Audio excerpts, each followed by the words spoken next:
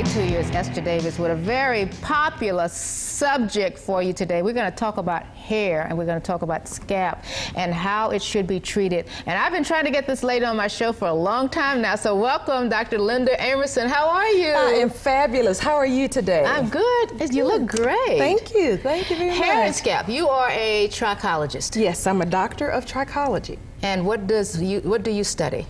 I am a specialist in alopecia and scalp disorder conditions, and it presently affects over 30 million men and over 20 million women. I was absolutely amazed when I did some research on baldness. Let's start with baldness in men. Men are spending more on hair pieces and wigs than women are spending on their hair. Yes, is that right? In some cases, yes. Okay. They're trying to grow it back if at all possible. Can it be grown back? In some instances. Okay. First, an accurate diagnosis must be made. Okay. Is it androgenetic alopecia? Is it, go a little slow with me now, and it's 5:30 in the morning with my audience. Okay. Is it what again? Androgenetic alopecia, okay, which is the term for male pattern baldness. Is that hereditary? That is usually hereditary. And nothing can prevent that? Nothing can prevent that. However, I've seen many males that have more than one disorder. They may have a combination of the androgenetic alopecia combined with an excessively itchy scalp, combined with scaly scalp disorders. And this just makes their scalp just very uncomfortable. So they're looking for some type of solution to ease this type of discomfort that they are experiencing. Now, is there a difference between scaly scalp and dandruff, or is it the same thing? No, it's not the same thing. There are actually 5 different types of scaly scalp disorders. Not dandruff? Not dandruff. So a lot of the stuff we see on people's shoulders are really not dandruff. In most cases, it is not. It could possibly be seborrhea dermatitis. Seborrhea dermatitis. Which is what? Which is a common scaly scalp disorder. Sometimes it is oily and sometimes it is dry. Then it could also be psoriasis, which is another common scaly scalp disorder. Okay. Neuro Dermatitis. Neuro Dermatitis. Somehow that sounds familiar to me. Yes. That's very common in women within the age frame of 40 and above. And that usually is concentrated in a certain area on the scalp. Okay, okay. And an excessively itchy sensation also accompanies this particular scaly scalp disorder. Okay. And the most severe is a disorder known as pityriasis amianticea. I won't even attempt to pronounce that one. Okay, is that part of the scaly scalp family? Yes, it is. It is. Are we within talking that about family. all ethnic groups here? We're talking about African Americans, Anglo? We're talking about all ethnic groups. That is correct. So our scalps are basically the same? Well, some disorders are more prevalent in certain ethnic groups compared to others. Okay. I do see that trend. Yes. But that is amazing because you don't think a lot of people just want a quick fix for the hair. Yes. So we put a wig on it or we do a hair piece. Yes. There are many women who cover it up as well as men without actually getting to the root cause of what is causing these particular disorders. Do you see a trend going on? Do you see something that's more common than others? I do, but I take each person on an individual basis because sometimes some scalp disorders could be a genetic trait. I have had, for example, alopecia areata.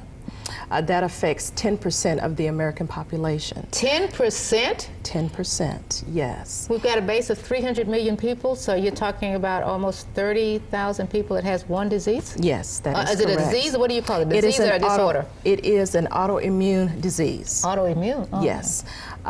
So in some cases, I've seen where the father may have it, and then another generation of his children may also be affected by this same type of disorder, the alopecia areata. I want to bring up the magazines before we get out of here, because one of them I'm not familiar with, and we have 2 of the ones that you write for. Tell us about your writings. Yes, I do. There's one, that's Salon Sense. Salon Sense. Yes, I'm a contributing writer for Salon Sense, which is a national and international publication. Okay. And I write on various topics, usually related to alopecia and scalp disorders. And these magazines go into all the salons. Is this a national? Yes, this is for professionals. Yes, oh, that's another one. That's another one of the ones that you're writing for. Top 100 Urban Elite Salons. Yes. What is the circulation? Do you have any idea? I do not know at this time what the circulation is. And where are they based out of? They're based out of Chicago. All right. Yes. So you write about what again? I'm sorry. I write about alopecia and scalp disorder conditions, letting professionals know that I do have seminars available for their continuing education. Seminars? Seminars, yes. Well, I think they should go back to school because we got a whole lot of new stuff going on out here. Yes, Do you get involved in any way with nails? During the consultation, I will visually inspect their fingernails to look for abnormalities and defects. Really? That is correct. So they have to go to another doctor, though, if they want something to do with their nails? Or is that something that you can handle there? Well, it depends. If they have a fungal infection, for example, that's something that will require using an antibiotic to clear that out of their system.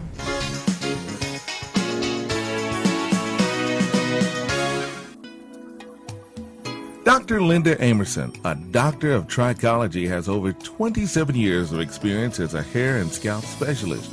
She requires a consultation appointment at her clinic in order to give you an accurate evaluation. These consultations will accurately evaluate your scalp and alopecia conditions with the assistance of a tricholoscope and polarized microscope. Various treatments are recommended and given at Dr. Emerson's clinic, as well as retail purchases of her exclusive product line, Dr. Emerson's Therapeutic Essentials. Products benefits include antibacterial properties, antifungal properties, anti-inflammatory properties, itchy scalp, dry scalp, oily scalp, deep cleansing of clogged hair follicles, increased pore scalp circulation, repairs damaged hair, preserves scalp elasticity, has healing and regenerating quality control, eczema, seborrheic dermatitis, psoriasis, strengthens hair fibers and helps to thicken hair loss restoration, reduces the rate of hair splitting, stimulates healthy new tissue growth, and numerous of other benefits. This is the oil here. This is the leave-in conditioner. This is my revitalizing conditioner, hand and body lotion, and the French meal soap. Many satisfied clients receive scalp treatment of various types based on their evaluation. This treatment is an infrared light therapy treatment. I was experiencing chronic scaling and hair shedding. I felt my scalp problem was not controllable and would have to result to wearing hats or wigs. I heard Dr. Linda Emerson speaking on different scalp conditions and decided to make an appointment with her. During my visit, it was determined that I was suffering from Neuro dermatitis and psoriasis. Since coming consistently for scalp treatments, my scalp feels and is doing so much better. Let's listen carefully to Dr. Emerson explains proper uses of her therapeutic essentials. Do I use these every day? No, it's not required every day. I do recommend a minimum of once per week. If you're very active outside exercising or working in the yard and you have some additional perspiration, then I do recommend that you shampoo at least 2 to 3 times a week. Purchase your therapeutic essential product today at LA's Hair and Scalp Clinic, 2304 West Pioneer Parkway, Suite 6, Arlington, Texas, 76013. Call 817-265-8854. That's 817-265-8854. LA's Hair and Scalp Clinic, helping you to get to the root of your alopecia and scalp disorder conditions. Call today, 817-265-8854.